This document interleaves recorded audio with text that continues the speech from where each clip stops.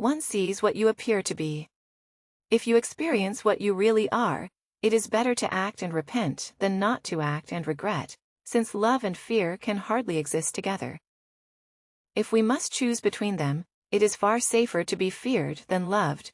Men should be either treated generously or destroyed, because they take revenge for slight injuries, for heavy ones they cannot.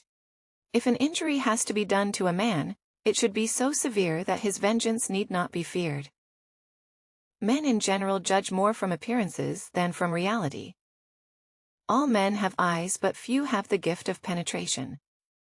The lion cannot protect himself from traps, and the fox cannot defend himself from wolves.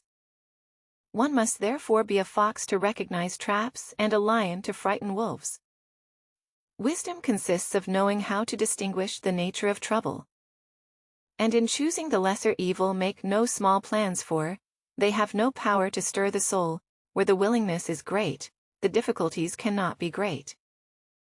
It is a common fault of men not to reckon on storms, and fair weather never was anything great achieved without danger. A prudent man should always follow in the path trodden by great men, and imitate those who are most excellent, so that if he does not attain to their greatness at any rate, he will get some tinge of it.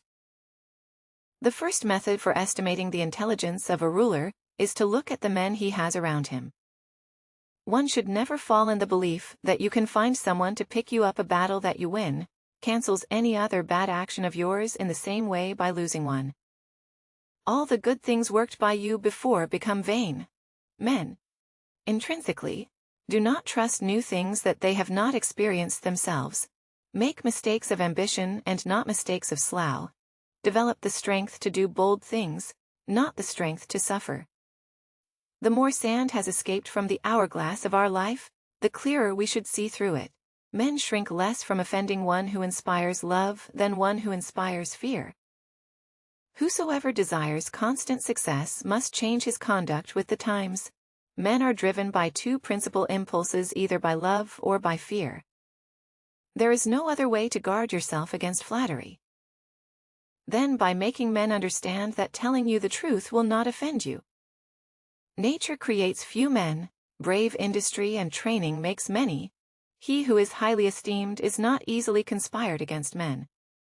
Sooner forget the death of their father than the loss of their patrimony. The best fortress which a prince can possess is the affection of his people. He who shuns women passes up the trouble, but also the benefits. He who puts up with them gains the benefits, but also the trouble. As the saying goes, there's no honey without bees. Everyone who wants to know what will happen ought to examine what has happened. Everything in this world in any epoch has their replicas in antiquity. Necessity is what impels men to take action. And once necessity is gone, only rot and decay are left. A sign of intelligence is an awareness of one's own ignorance of mankind. We may say in general, they are fickle, hypocritical and greedy for gain. There is nothing as likely to succeed as what the enemy believes you cannot attempt. It is not titles that honor men, but men that honor titles. There is no avoiding war. It can only be postponed to the advantage of your enemy. In conclusion, the arms of others either fall from your back, or they weigh you down, or they bind you fast. He who builds on the people builds on the mud. Men will always deceive you unless they are kept honest by constraint. Everyone around will envy you. If you tell the truth, which is profitable, never let others interrupt you because you will lose respect. Beware of a man who interrupts you because he is trying to show you strength. The vulgar crowd always is taken by appearances, and the world consists chiefly of the vulgar. It is far better to earn the confidence of the people than to rely on fortresses.